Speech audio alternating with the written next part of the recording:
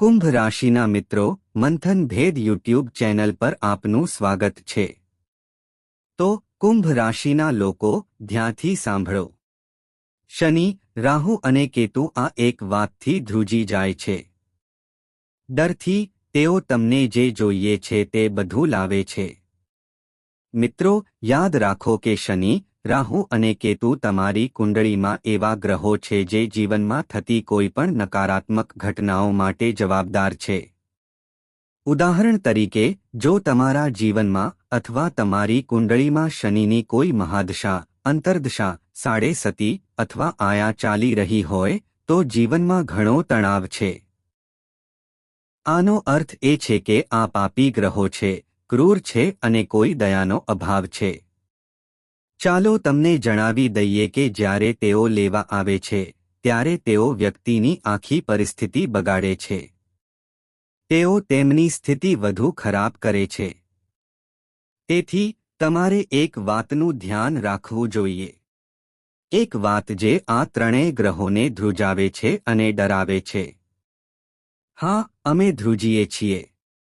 જો તમે આ એક વાત તમારા જીવનમાં લાવો છો તો અમે તમને સંપૂર્ણ વિશ્વાસ સાથે ખાતરી આપીએ છીએ કે તમે હાલમાં જે પણ સમસ્યાઓ અને મુશ્કેલીઓનો સામનો કરી રહ્યા છો તેનો ચોક્કસ ઉકેલ મળશે। તમારું જીવન તરત જ પાટા પર આવવા લાગશે। કારણ કે જો તમને જડતા, સ્થિરતા અથવા જીવનમાં ફસાયેલા હોવાની લાગણી થાય છે તો તે 100% શનિને કારણે છે।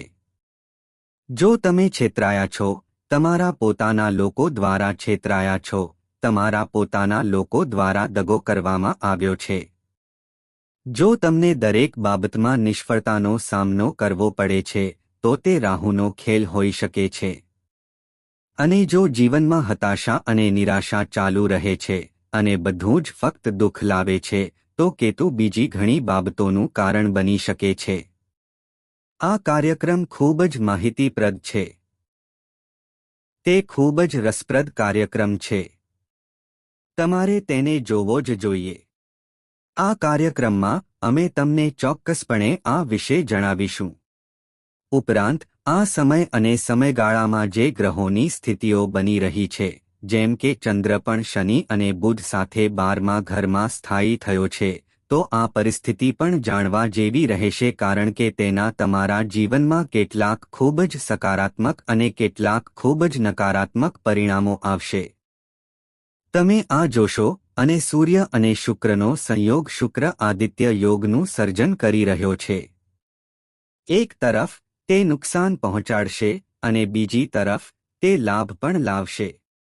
હવે કેટલાક લોકો પૂછશે, આ કેવી રીતે શક્ય બની શકે? પરંતુ આ સમજો, જીવન આ રીતે કાર્ય કરે છે। જો રોટલી, જે ખોરાક તમને જીવન આપે છે, તે વધુ પડતું ખાવામાં આવે છે અથવા દૂષિત થાય છે, એટલે કે જો તે વાસી અથવા કોઈ રીતે દૂષિત થઈ જાય છે તો તે જ ખોરાક તમને ખૂબ બીમાર કરી શકે છે। તેવી જ રીતે દરેક સારી વસ્તુની ખરાબ બાજુ હોય છે અને દરેક ખરાબ વસ્તુની સારી બાજુ હોય છે। તેથી એક સમજદાર વ્યક્તિ ક્યારેય એકતરફી નિર્ણય લેતો નથી। તે હંમેશા બીજી બાજુ માટે થોડી જગ્યા છોડી દે છે। આ શ્રેષ્ઠ વસ્તુ છે કારણ કે આ જીવનની ગણતરી છે।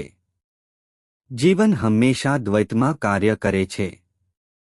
નાકનો અવાજ, દીવો ગમે તેટલો તેજસ્વી રીતે બળે, ચારે બાજુ પ્રકાશ ફેલાવે, તેની નીચે અંધકાર હોય છે। તેથી તમારે આ યોગો અને સંયોજનોનો તમારા જીવન પર શું પ્રભાવ છે તે સમજવું જોઈએ। આ સાથે અમે તમારા શરીર સાથે સંબંધિત એક ગહન ચેતવણી શેર કરીશું। તે તમારા પોતાના શરીર સાથે જોડાયેલ છે। આ રોગની આગાહી છે, એક ચેતવણી છે। પણ જો તમે સમજો છો તો તમે બચી જશો। હા, અને તે જ સમયે અમે એક શક્તિશાળી ઉપાય શેર કરીશું જે આ સમયે અને ઉંમરે તમારા માટે ખૂબ જ અસરકારક રહેશે અને તમારા જીવનમાંથી નકારાત્મકતા દૂર કરવામાં ખૂબ જ અસરકારક રહેશે। આનો અર્થ એ છે કે આ કાર્યક્રમનો દરેક ક્ષણ શાણપણથી ભરેલો છે. તેને અવગણશો નહીં. તેને સંપૂર્ણપણે જોવાની ખાતરી કરો, અને અમે તમને જે વાતો કહીશું તે ખૂબ જ ગંભીર અને મહત્વપૂર્ણ હશે. આને તમારા મનમાં સ્થાપિત કરો અને પછી તેને તમારા જીવનમાં અમલમાં મૂકો. તે પછી તમે જે ચમત્કારિક પરિણામોનો અનુભવ કરશો તેના માટે તમે ચોક્કસપણે મહામાઈ અને અમારો આભાર માનશો. હા, તો આ શુભ વિચારો સાથે ચાલો આજના કાર્યક્રમની શરૂઆત કરીએ. મહામાઈના દર્શન કરો. સંપૂર્ણ ભાવના અને ભક્તિ સાથે ટિપ્પણી વિભાગમાં લખો, જય માં ભદ્રકાળી, અમને આશીર્વાદ આપો. ઉપરાંત લખો, હે મહામાઈ, અમે તમારા બાળકો છીએ. અમે તમારા બાળકો છીએ. પણ કૃપા કરીને તમારા આશીર્વાદ ચાલુ રાખો. ઉપરાંત હું તમને જણાવી દઉં કે દિવ્ય શ્રીયંત્રનો અંત નજીક છે. યંત્રોના રાજા અષ્ટલક્ષ્મીનું સાચું સ્વરૂપ યંત્રરાજ કહેવાય છે. જ્યાં જાગૃત, પવિત્ર શ્રીયંત્ર સ્થાપિત હોય ત્યાં લક્ષ્મી ક્યારેય છોડતી નથી અને તે ઘર હંમેશા આશીર્વાદિત રહે છે. સંગીત, હા. પરંતુ શરત એ છે કે તે જાગૃત હોવું જોઈએ. તે સંપૂર્ણપણે પવિત્ર અને પવિત્ર હોવું જોઈએ અને તેની ઊર્જા સતત વધારવી જોઈએ. તેને શુદ્ધ પણ કરવું જોઈએ. દરેક વ્યક્તિના નિયમો હોય છે અને જેઓ તેમનું પાલન કરે છે, જેઓ તેમને સમજે છે, તેઓ દરેક વસ્તુનો લાભ લે છે. નાનામાં નાનું રત્ન પણ તેમના જીવનને સંપૂર્ણપણે બદલી શકે છે. અને જેઓ તેમને જાણતા નથી તેઓ 10 આંગળીઓ પર 10 રત્નો પહેરે તો પણ કંઈ પ્રાપ્ત કરી શકતા નથી. અને સૌથી મહત્વની વાત એ છે કે તેઓ ગમે તે યંત્ર ઘરે લાવે, તે કંઈ પ્રાપ્ત કરશે નહીં. એટલા માટે ગુરુની જરૂર છે. તેથી ચિંતા કરવાની કોઈ જરૂર નથી. અમે તમારી સાથે છીએ. અમે તમને બધું વિગતવાર સમજાવીશું. તો તમારા શ્રી યંત્રનો ઓર્ડર આપો. નંબર વિડીયોમાં છે. કોલ કરો અને તમને બધી માહિતી મળશે. ઠીક છે. તો ચાલો આપણા મુખ્ય વિષય પર પાછા ફરીએ. ચાલો આગાહીઓ વિશે વાત કરીએ. જય માઈ. મિત્રો, આચાર્ય અમિત જ્યોતિષ અને તંત્રના ક્ષેત્રમાં એક પ્રખ્યાત નામ છે. પૂજ્ય ગુરુદેવના આધ્યાત્મિક વ્યવહાર અને જ્યોતિષીય અનુભવો ખરેખર દૈવી છે. હા, પૂજ્ય ગુરુદેવે દરેક જન્માક્ષરનું વિશ્લેષણ કર્યું છે અને સચોટ ઉકેલો આપ્યા છે અને જન્માક્ષર અનુસાર મહામાઈમાં બગલામુખીના વિશેષ આશીર્વાદ છે. તેમના જીવનમાં ચોક્કસપણે સકારાત્મક ફેરફારો થયા છે. સમસ્યા ગમે તેટલી મુશ્કેલ હોય, ઉકેલ ચોક્કસપણે મળી ગયો છે. હવે જો તમે પણ તમારા જીવનમાં કોઈ મોટી સમસ્યા, જેમ કે વધતા દેવા, કામ અને વ્યવસાયમાં તણાવ મર્યાદાઓ વટાવી ગયો છે, સંબંધોમાં તણાવ મર્યાદાઓ વટાવી ગયો છે, અને તમારું આખું જીવન નકારાત્મકતાથી ભરેલું છે, તો આ એક મહાન ગુરુ પાસેથી માર્ગદર્શન મેળવવાનો અને તમારા જીવનમાં રહેલા અંધકારને દૂર કરવાનો અને દૈવી પ્રકાશ તરફ આગળ વધવાનો યોગ્ય સમય છે. વિડીયોમાં આપેલા નંબરો પર કોલ કરો. તાત્કાલિક સંપર્ક કરો અને પૂજ્ય ગુરુદેવ દ્વારા તમારી કુંડળીનું વિશ્લેષણ અને નિરાકરણ કરાવો. વિલંબ કરશો નહીં. તમારા દેવી દેવતાઓના આશીર્વાદથી આ તક તમારી પાસે આવી છે. તેને ચૂકશો નહીં. હમણાં જ ફોન કરો અને ગુરુદેવનું માર્ગદર્શન મેળવો. મહામાઈ તમને આશીર્વાદ આપે. આભાર. અમે તમને ગ્રહોના ગોચર વિશે પહેલાથી જ કહ્યું છે. પરંતુ ચાલો તમને એ પણ જણાવીએ કે તમારું ધ્યાન ક્યાં રહેશે. આ સમયે તમારું ધ્યાન 3 ક્ષેત્રોમાં વહેંચાયેલું હશે. તમારું પહેલું પ્રાથમિક ધ્યાન તમારા કાર્ય, તમારી જવાબદારીઓ, તમારી ફરજો સંપૂર્ણ પ્રામાણિકતા, ખંત અને એવી શક્તિથી કરવાનું રહેશે કે કોઈ તમને સ્પર્શી ન શકે. હા, કારણ કે આ સમયે તમારી કારકિર્દીની પરિસ્થિતિ, ખાસ કરીને નોકરી કરતા લોકો માટે, થોડી નકારાત્મક બની રહી છે અને તમે થોડા નિરાશ થઈ શકો છો કારણ કે તમને તમારી મહેનતનું ફળ મળતું નથી. પરંતુ આ તમારી આદત છે. તમે સખત મહેનત કરશો. તેથી તમારું પ્રાથમિક ધ્યાન તમારા કાર્ય પર રહેશે અને તમને ભવિષ્યમાં સારા પરિણામો જોવા મળશે. તમારું બીજું ધ્યાન તમારા પરિવારની ખુશી સુનિશ્ચિત કરવા અને તમારી જવાબદારીઓને સંપૂર્ણ નિષ્ઠા સાથે પૂર્ણ કરવા પર રહેશે.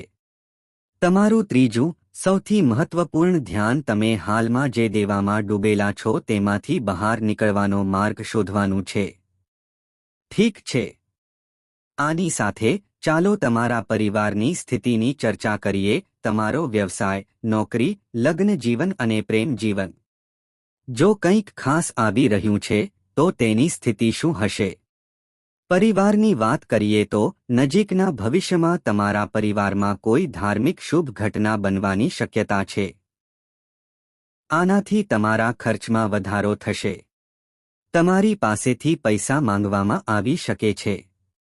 લોકો તમારી સાથે તિરસ્કારથી વર્તે છે અને આ તમારા માટે સારું રહેશે નહીં. તમે તમારી ક્ષમતા અને ક્ષમતા મુજબ તમારા પરિવારને સંપૂર્ણ રીતે ટેકો આપી રહ્યા છો. પરંતુ આ હોવા છતાં ક્યાંક તમારા સંબંધો એકસાથે છે, તમારો પરિવાર એકસાથે છે. બધું વ્યવસ્થિત છે. તે સુંદર લાગે છે, પરંતુ વાસ્તવિકતા થોડી અંધકારમય છે. તમારે આ સ્વીકારવું જોઈએ. વધુ પડતા ભાવનાત્મક બનવાથી તમે ફક્ત તમારી જાતને જ નુકસાન પહોંચાડશો. તમે તમારા પોતાના દુશ્મન બનશો. બીજું, તમે એક નવા અજાણી વ્યક્તિને મળવાના છો અને તેમના પર વધુ પડતો વિશ્વાસ ન કરો અને તમારા હૃદયની લાગણીઓ શેર ન કરો. તેઓ તમારા છુપાયેલા રહસ્યોનો દુરુપયોગ કરશે અને તેને ઉજાગર કરશે. ઠીક છે. વધુમાં, સૌથી મહત્વપૂર્ણ બાબત એ છે કે તમારે તમારા મનની વાત કરવી જોઈએ અને પરિવારમાં અન્ય લોકોની વાત સાંભળવી જોઈએ.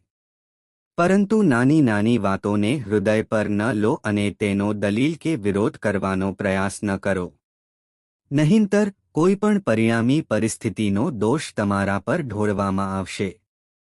જ્યારે પરિસ્થિતિ સપાટી પર સામાન્ય દેખાશે ત્યારે તમે અંદરથી કેટલાક સંઘર્ષ અને તકલીફનો અનુભવ કરશો. ઠીક છે. હવે ચાલો વ્યવસાય વિશે વાત કરીએ. વ્યવસાયમાં રહેલા લોકો સારું કરશે. સૂર્યની સ્થિતિ અનુકૂળ છે. પૈસા ચોક્કસપણે આવશે. 100% સમય. અટકેલા પૈસા આવશે. વેચાણ વધશે. તમે તમારી મહેનતનું ફળ જોશો. અને તમે બાજુની આવકના નવા સ્ત્રોત પણ બનાવી શકશો. ઉદાહરણ તરીકે, કોઈ મિલકત ભાડે આપો, નવી દુકાન ખોલો અથવા નજીકમાં કંઈક નવું શરૂ કરો. તમને ખબર પડશે કે કયું સારું છે. પરંતુ તમે બાજુની આવક પણ ઉત્પન્ન કરી શકશો. તમે રોકાણો અને તેના જેવા અન્ય કાર્યો માટે યોજનાઓ પણ બનાવી શકો છો. તમે તમારા પૈસા ક્યાંક રોકાણ કરીને થોડો નફો કમાઈ શકો છો. કમિશન દ્વારા પણ પૈસા આવશે. મુદ્દો એ છે કે આ પૈસાના પ્રવાહનો સમય છે. પૈસા આવશે, વ્યવસાય સારો ચાલશે. બધું સારું રહેશે. પરંતુ અહીં પણ આંતરિક સંઘર્ષો છે. ઉદાહરણ તરીકે, તમારા ગૌણ અધિકારીઓ તમારી વિરુદ્ધ કાવતરું કરી રહ્યા હોઈ શકે છે.